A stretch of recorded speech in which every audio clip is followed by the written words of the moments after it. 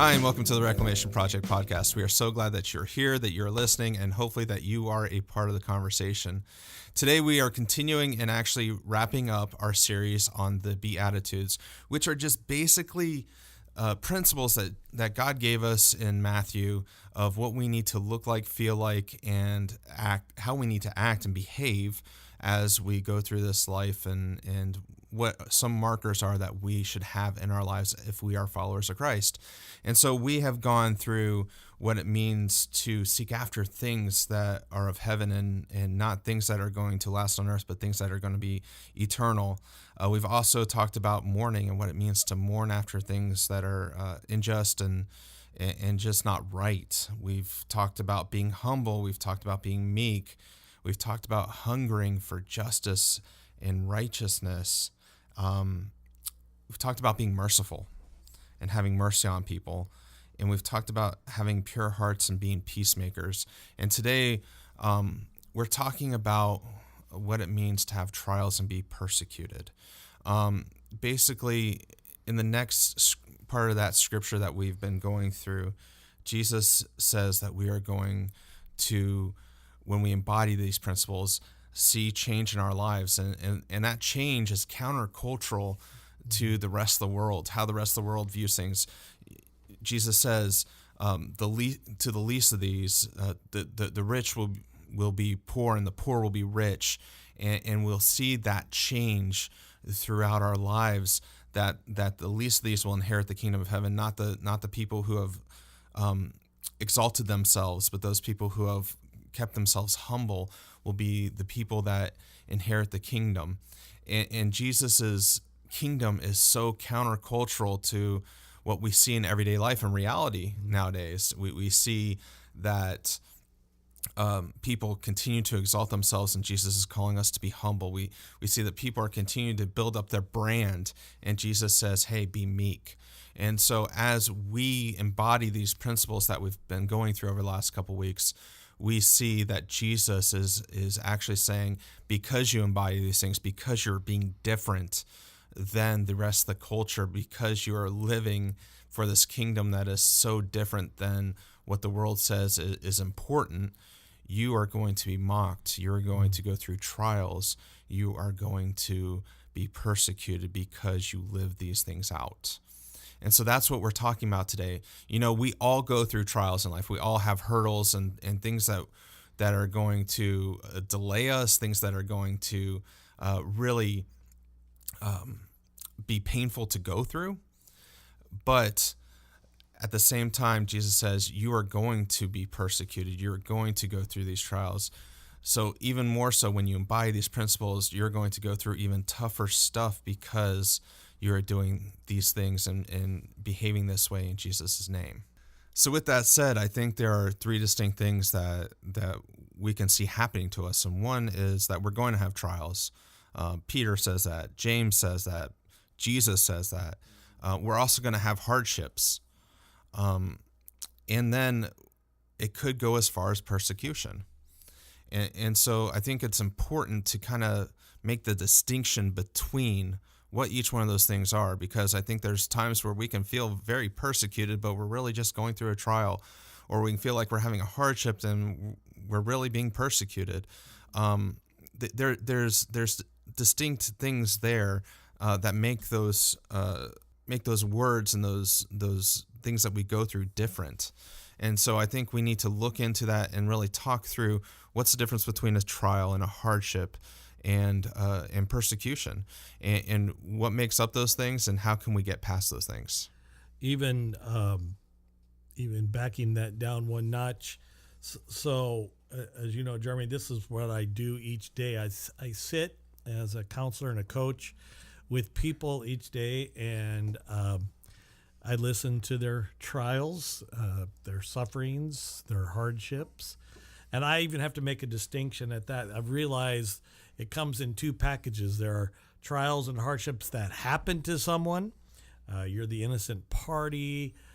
Someone or something happened to you. Then, in all honesty, probably 80% of the trials I sit with people are self-induced. They've caused them bad choices, rotten focus, hanging around the wrong people cause them to do things. So some would say that's persecution, that's a hardship. Well, I think, in fact, as we were talking yesterday, you had a great analogy. You kind of put it into a term that made sense. Why don't you share that? Yeah, so we all run this race, right? This race of life. That's how Paul puts it, and I believe is it Hebrews? That wasn't Paul, but it is from Hebrews. It is. Well, depends on who you talk to. But other people would be wrong. Yeah. I think it's Paul. Yeah. So Hebrews, it talks about life being a race, right? Mm-hmm. And with that, as we look at a race, we can look down the race and say, okay, hey, you know what? There's some hurdles, and those are trials. You know, I'm running the 100-meter dash, and all of a sudden there's hurdles, so I have to figure out how to get over these hurdles to finish the race. Those are really what trials are. Now, when you go into hardship, it's okay, I'm running this race, there's hurdles, but I also have one leg tied behind my back. Or in my case, I have a toddler hanging on my right leg as I'm trying to run this race. That can sometimes be a hardship when you have this weight or this burden that is keeping you from being able to run it at your most efficient, right? That's hardship to me. Yeah. And then there's persecution. With persecution, you're going to run this race. You see that there's this hurdle, and you have this leg tied behind your back. But not only that, between you and the first hurdle is this gigantic 50-foot cement wall that you can't get over. That's persecution, when you're being oppressed from being able to run the race that you were supposed to run. So I think there is a distinction between the three, and that's kind of how I view it, is as we're running this race, there are different obstacles that get in our way. Some are easy to overcome, some are a little bit harder, and then some are impossible, and they're being placed there by someone else. You know, I think it may be important for those who listen to, I listen to podcasts all the time, and I hear guys talk, women talk. And what really grabs me is when they make it personal. So I was sitting here thinking, as you were talking, some of the things I've gone through, and my wife have gone through in this, we just actually getting ready to celebrate 42 years of marriage. I've successfully fooled her one more year, so that's 42 years. And as you were talking, I'm sitting there kind of going through the Rolodex, how you like that for an old word, in my mind of what some of the things we've gone through, what I categorize them as a trial, what I categorize as a hardship. And I don't know that I've ever really experienced persecution. But one thing that's in common is, A, they all don't feel good, and B, they cause a response in me, even emotionally, or so some of them I've made myself. I've made bad decisions. I've made choices that have had horrible consequences, and I would say those were trials that I brought on myself, which really, those are frustrating, because when you look back and think that didn't need to happen. You know, I've been burned by people and groups of people in one location. We'll keep that separate. And that was a trial. And actually, I think at some point, depending on the situation, a trial can morph into a hardship, and a hardship can maybe back down into a trial, because that group of people, it turned into a hardship, turned into a financial hardship, having to move and recalculate what you have to live on each month. So it's interesting you say that, because in the moment, it just all feels like horrendous persecution, but it's not. And they do morph, they do change, they do even blend together, and that's what makes deciding if you're in a trial, a hardship, or even persecution so difficult, is because you feel in the moment like you could be in one, but you really could be in another. And I mean, it's even hard when you look at the Bible. Peter and James talk about trials and suffering and hardships, and Jesus talks about persecution. And even when you read those things, it's hard to really determine, is it a trial, is it hardship, is it persecution that they're talking about? But I think when you look at it, you see some emphasis of, no matter what you're going through, trial, hardship, or persecution, there are some things that they say about those things. For instance, I was reading this week, and it's actually funny. I hadn't opened my Bible in about a week, and I opened it up, and I'm reading 1 Peter, and all of a sudden I'm seeing all this stuff about trials, knowing that that's what we're talking about this week. But it does say in 1 Peter 4:12, dear friends, don't be surprised when at the fiery trials that you are going through, as if something strange were happening to you. So Peter says you're going to go through trials. Not only go through trials, you're going to go through fiery trials as you embody these things that Christ is asking you to embody and asking you to live out and flesh out, such as the meekness, the humbleness, the peacemakers, all the things that we've been talking about over the last couple of weeks. He says after that in verse 16, but it is no shame to suffer for being a Christian. Praise God for the privilege of being called by his name. That I think is more of talking about persecution, but it could also lend to trials and hardships. Verse 19, he says, so if you're suffering in a manner that pleases God, keep on doing what is right and trust your lives to God who created you, for he will never fail you. Before that, in chapter 3, verse 21, actually I think it's 2 verse 21, it says this, for God called you to do good, even if it means suffering, just as Christ suffered for you. So Peter talks about there's going to be suffering, there's going to be trials, there's going to be all these things. James even talks about it a little bit. Yep, James, it's funny because I've read these verses for 20, 30 years, even taught them and preached them. But after reading these based on doing this podcast, certain things just jumped out. And it's the verses you probably all heard in James 1 where he says, consider it pure joy, my brothers and sisters, whenever you face trials of many kind. Because you know that the testing of your faith produces perseverance, and let perseverance finish its work so that you may be mature and complete, not lacking in anything. And a few verses later, he says that when the blessed is the one who perseveres under trial. That would fit right with our attitude adjustment, because you've stood the test, and that person will receive the crown of life. So when we have these attitude adjustments, when we start living out these principles, we are going to see trials. Jesus even says right after, we go through the Beatitudes, which end in verse 10 of Matthew 5. We see in 11, he says, God blesses you when people mock you and persecute you and lie about you and say all sorts of evil things against you because you are my followers. Be happy about it. Yeah, that's not a natural reaction, I think. Don't like that verse. But in 12, it says, be happy about it. Be very glad, for a great reward awaits you in heaven. And remember, the ancient prophets were persecuted in the same way. Well, that validates your opening monologue about this being an upside down experience. It's funny because as we were reading through this and talking through this, as knowing this was going to wrap up the series and going through the verses, what jumped out at me is that he doesn't really make a whole lot of distinction between trials, sufferings, and hardships and persecution. But the common denominator in it all is our response. So whether it's a trial, our response is important. If it's a hardship, our response is important. And if it's persecution, our response is important. So I think you or I, or those of you listening, we would concentrate heavily on the trial or the hardship.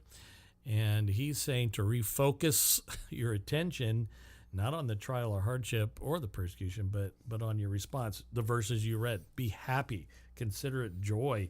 For 2 Corinthians, he said there's overflowing joy. I got to admit, I've been in this Christian walk for a lot of years. I've never had a trial or hardship that I saw overflowing joy come out of initially. Yeah, and I mean, I think part of it is that we have to be prepared for it. Because when we're prepared for it, then it's easier to respond in the way that Jesus said there, be glad, have joy. Yeah. When we're not prepared for it, that's when it doesn't.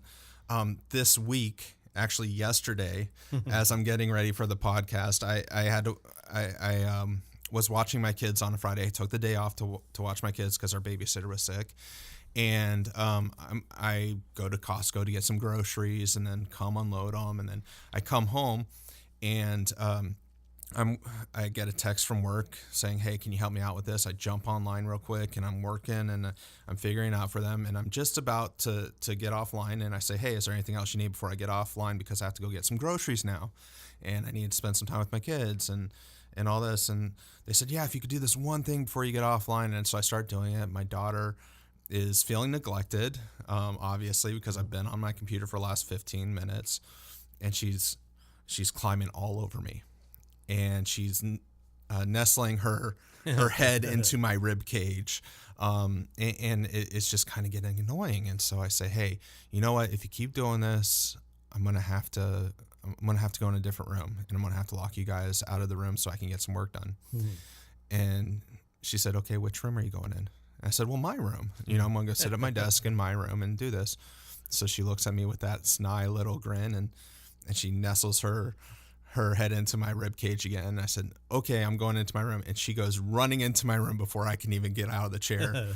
So I go into her room and I lock the door, and they make some noise and feel like they're breaking down the door trying to get in. So I come out, and then I go into my room and I lock the door, and again they start breaking down the door, and I hear them, deviously kind of planning how they're going to get in. And I hear this stool start making its way across the tile from the kitchen into right in front of my door, and my daughter's climbing it and talking about these blocks that she's standing on. I'm like, "Oh no, this is only going to end in a bad way, in a hospital experience." So I unlock the door and I say, "Okay, come on in. I'm going to finish this. Leave me alone." And so they leave me alone, and I'm finishing up my work. And all of a sudden I see this thing fly past my left shoulder and hit my computer, and my computer goes entirely black. My screen on my brand new MacBook that I bought for podcasting and whatnot, it goes completely black. And I look over my shoulder, said, "What was that?" And she said, "Well, I wanted you to come play with us." And there she had thrown an oversized Lego, and it had hit my screen and broke the screen. Oh, man. And I felt very persecuted in that moment. But it wasn't persecuting her. Right? It wasn't. Yeah, it wasn't persecution, but it felt like the whole world was ending at that point. As silly as it may sound now, telling this story, I felt like my whole world was ending, because I knew I had to podcast today. I knew I was in the middle of something at work, and all of a sudden I feel completely inept, not able to do any of this stuff. Zero control. And I told my wife, I said, "I feel halfway between curling up in a ball and punching a punching bag for the next 40 minutes. I don't know what to do." And she says, "It's just things. Don't worry about it." I just feel like I have no control. Like I'm even going to cry. And I know that sounds stupid, but I just, it's that little of control, and you feel like your whole world's ending. Yeah. And really, it's my response was just not knowing what to do. Yeah. I wasn't prepared for it, and I also knew that it was just a thing. So I had to kind of reframe, reframing, and the tool that we always come back to. But our first podcast, reframing, if you want to know more about that. But I had to reframe and realize this is just something. There are worse things out there. My kids are healthy. I have roof over my head. It took me about an hour to get to that point. Yeah. But I had to get to a point where this doesn't matter as much as I feel like it does. This isn't the end of the world as much as I feel like it's the end of the world.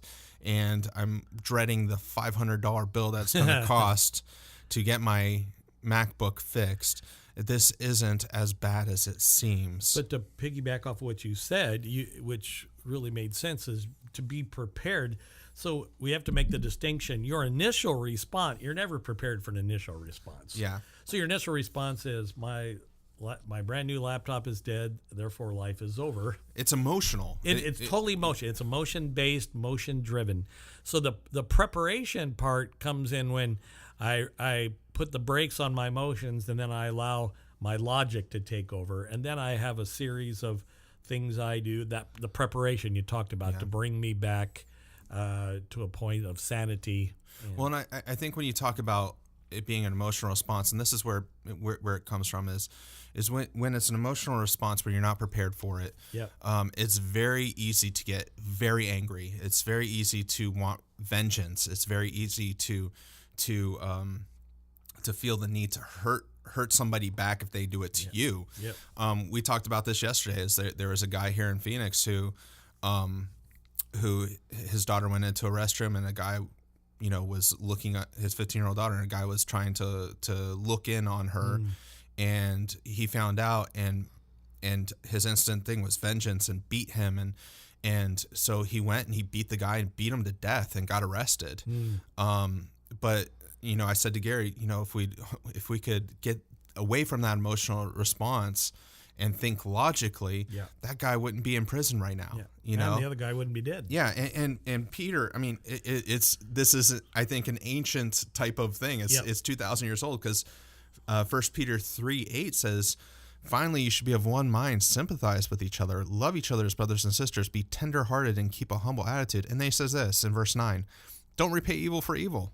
Don't retaliate with insults when people insult you. Instead, pay them back with a blessing." Again, something that is upside down to this world and how we react. Cultural.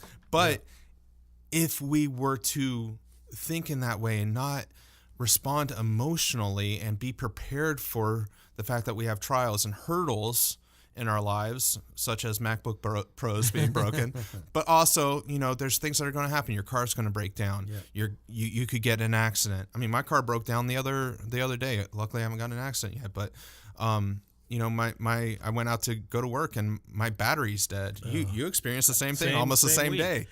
You know what? We need to stop teaching on persecution and trials, because right? we both suffered them a lot this week. Yeah, we have, and so, but if we're prepared for them, which I can honestly say I'm not prepared for them right now, but if we are prepared more for them, how less difficult they become, how easy they are to get over, and how it's easy not to have that emotional response, or it's easier not to have that emotional response, and to reframe quicker, and to really say, okay, hey, what does this really matter? Is it life and death? No, is it the end of the end of days? Is it apocalyptical? Apocalyptical. There you go. Jeez, I can't speak this morning, but we're in normal. I mean, I don't want to beat ourselves up either, because I have a tendency to do that to myself when I respond initially, emotionally. I'm reminded of the scene in the garden where the guards come to get Jesus, and who, Mr. Impetuous, takes out the sword and cuts off an ear, and Jesus like, stop it, put the sword down. Picks up the ear and hooks it back on the guard. But the emotional response is, I'm going to protect you. This is wrong. And so knowing that even your emotional response to some degree is normal. But I think that you did the key qualifier there. The more quickly you can put the brakes on that and move into your preparedness, your logical move, the less results you're going to have, the less consequences you're going to have, and the more victory you're going to have, or is attitude adjustment is more blessedness we'll have the quicker we engage in that.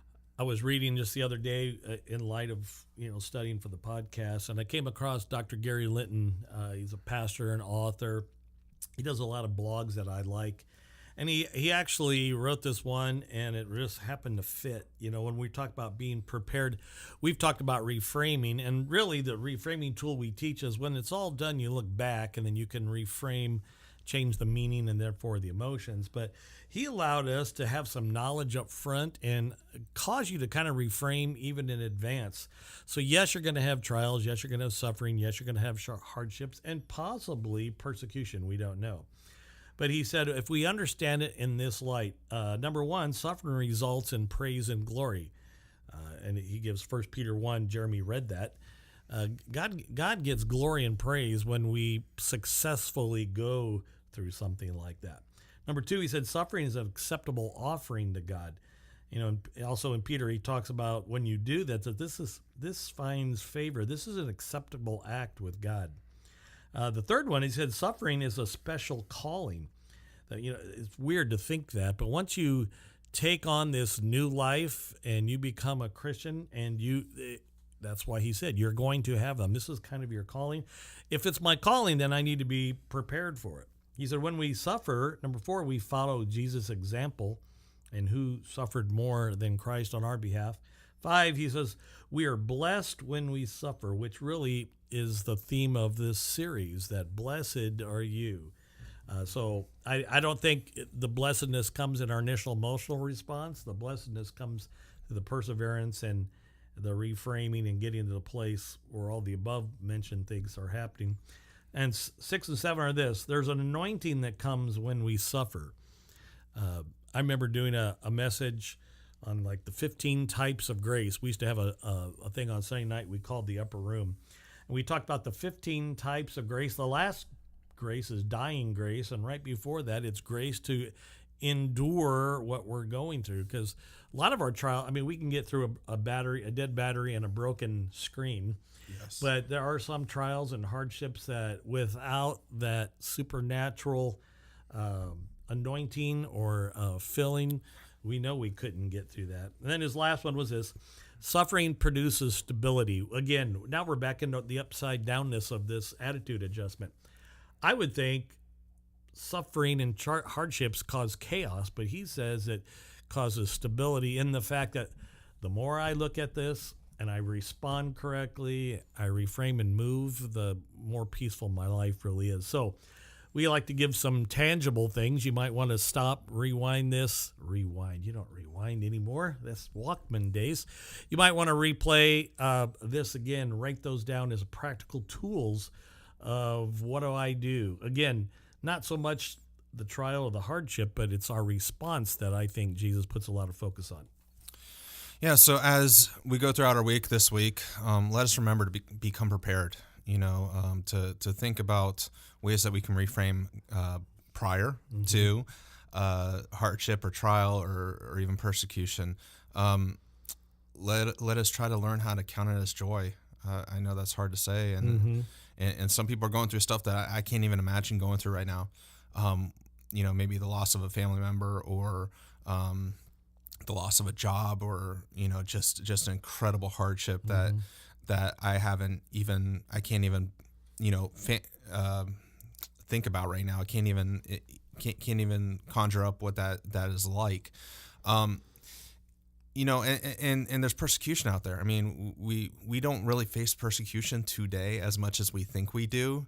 A lot of people think it's political, or I can't bring my Bible to work, or so therefore I'm being persecuted, or I can't pray, therefore I'm being persecuted. But there's people actually going through persecution in Africa every single day, in the Middle East every single day, in China, every single day. I just read an article on how they've actually put some not only put Christians into prisons over there, but they also put Islamic communities in prisons over there, and in basically internment camps. And there's over 1 million people in one camp right now. Wow. In China. There's persecution for faith over there going on, and we don't go through those types of things as much. But as we continue to move, let's reframe so that we're ready when trials and hardships and persecution come to us, and hopefully they don't, but we also know that they're going to. So let's be ready for it, and let's do what James says and count it as a blessing, and count it as something that's going to produce our faith and produce our character more and more. So you told your story about the laptop and reframing relatively quickly. What you say took you an hour to get to that point. Yeah. But I think to complete the story, it really did end up to be a blessing. I think they'd like to know how the story ended, because we are podcasting and not using that laptop. But what happened? So I called up Apple and said, hey, what's it kind of looking like? And they told me it was going to be about $475. And I couldn't get in till Monday to find out. So I called back a little bit later and said, hey, I can't wait till Monday to find out, because it's just driving me crazy. They said, okay, hey, walk in. You're going to have to wait a little bit. So I waited an hour and a half at Apple yesterday, and people watched, which was always fun for me, because I get to see how people live, and oh my goodness, it was fun.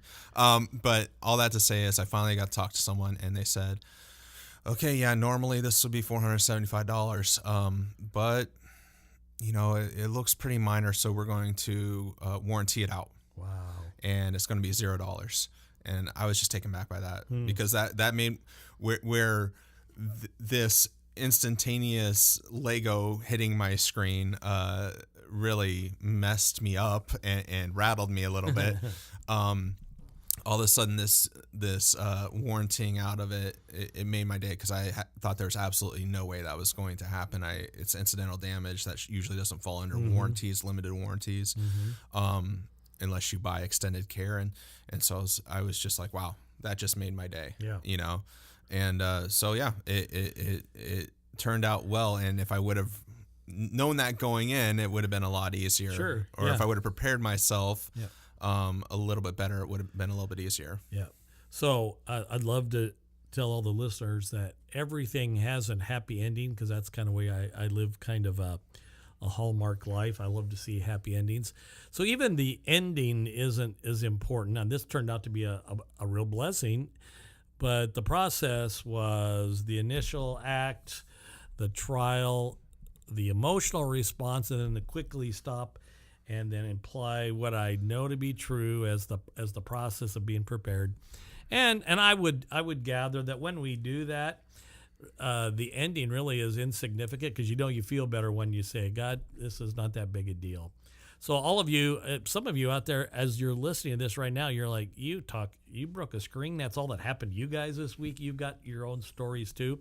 So think back a little bit about your trial and then your response, because I think the verses we read shows that the trials are secondary to our response to them. Yeah, and we'd love to hear some of those things. If you have a story that you want to tell, that you want to share, we'd love to hear from you. Or if you have questions about how to do that better, how to respond better, how to reframe better, we'd love to hear from you. You can do that in a couple different places. First place is on our social media outlets, which is facebook.com/RP Podcast, Instagram @RP Podcast, and then Twitter @the RP Podcast. We also have a website, and you can find all of our previous podcasts, including our reframing podcast, which was, I think, episode number 1/2. It was our first real episode, but you can find that on our website at www.rppodcast.com/podcasts. And you can listen to anything that we've done before and catch up and hear what we have said about reframing, and hopefully start implementing that in how you deal with these trials, these hurdles, these struggles. Also, Jeremy, before we end, I'd love to say, like, a lot of times we'll have lunch and kind of brainstorm about future podcast series. If you have something you'd like us to talk about or to examine, or a series you'd love to hear, we'd love to hear it. Doesn't mean we're going to do it, but it means we'll add that into the hopper in the mix and see if that'll work. So if you have a subject, a theme, or an idea that you really would love us to explore, we'd like to hear that too. And again, you could send that in all the different ways Jeremy just shared with you. And as we talked about trials, and we talked about hardships, and we talked about persecution, the next podcast that we're really going to do, and this is just kind of a foreshadowing, and we'll start this next week, is we're actually bringing in some people who've gone through some significant trials, some significant hardships, and they're going to share their stories. And so it'll be a little bit less of Gary and I, a little bit more of them, but I think these are some stories that are really going to help people who are going through them, help you who know someone who's going through a similar situation, as well as hopefully just glorify God as He's moving through people's lives and doing some awesome things. And so we hope that you listen to those, and we hope that you had a great time listening to this one, and we will hopefully see you next week. Have a good one until then.